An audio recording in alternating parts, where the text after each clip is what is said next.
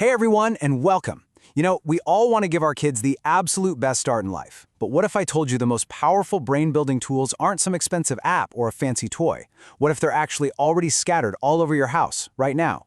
Today we're going to dive into how simple, everyday fun is secretly fueling your child's amazing mind.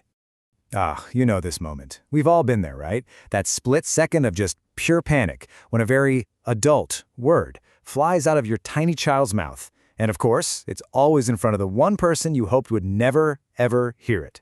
It is mortifying. But let's be honest, it's also kind of hilarious.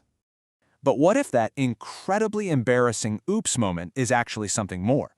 What if it's a perfect, real-world sign that your child's brilliant little brain is firing on all cylinders, making a critical connection about how the world works? Yeah, that's right. Because that whole copycat moment, it all comes down to one of the very first and most important concepts a child ever learns: cause and effect. That little splenge moment is a window into a huge developmental leap happening right before your eyes. So, at its core, cause and effect is just the simple, powerful idea that if I do this, then that will happen. The famous developmental psychologist Piaget actually pointed to this as a key part of what he called the sensory motor stage, which is going on in those first couple of years. And you can see this experimentation starting from day one. A baby isn't just crying randomly. They're learning through trial and error that crying causes a parent to come running. They figure out that kicking their little feet causes that colorful mobile to dance and spin. And, of course, they master the delightful game that dropping their spoon from the high chair causes you to pick it up. Again and again. So why is this such a big deal? Because understanding this simple relationship is the bedrock for pretty much everything that comes next. It's how kids learn about consequences. It's how they figure out that being kind causes other kids to want to play with them. It is an absolutely vital stepping stone for all of their future learning. Okay, so we know how they're learning. Now let's get into the fun stuff, how we can help them build on it.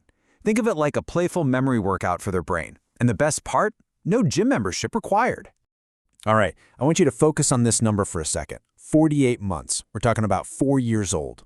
See, by this age, a child's working memory has grown so much that they can often follow directions with more than one step.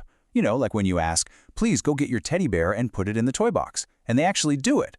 Well, the simple games we're about to look at are the perfect way to build up that exact mental muscle. And what's so fantastic is just how simple these are.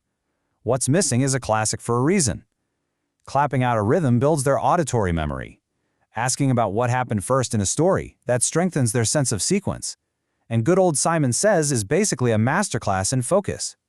You can do every single one of these right now with stuff you already have. All right, let's keep that same energy of using what you have. We're going to turn your kitchen sink, or even just a tub of water, into a full-blown science lab. It is time to spark some serious curiosity. We're basically going to teach the scientific method in the most fun way imaginable, just by seeing what floats and what sinks.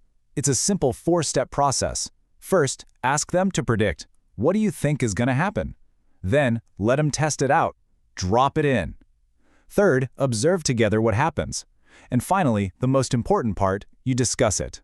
So here are a few ideas to get you started. A leaf floats, but a little stone sinks. A plastic bottle cap floats, but a metal spoon sinks right to the bottom. Now the crucial part here, the real learning, isn't just watching things splash. It's asking, I wonder why. Why do you think the big, light sponge floated, but that tiny, heavy coin sank? That's where their little brain just lights up. So as we bring this all together, the big idea, the main takeaway, is that these aren't special activities you have to schedule. They are tiny, powerful learning moments that are hiding in plain sight, all day, every day.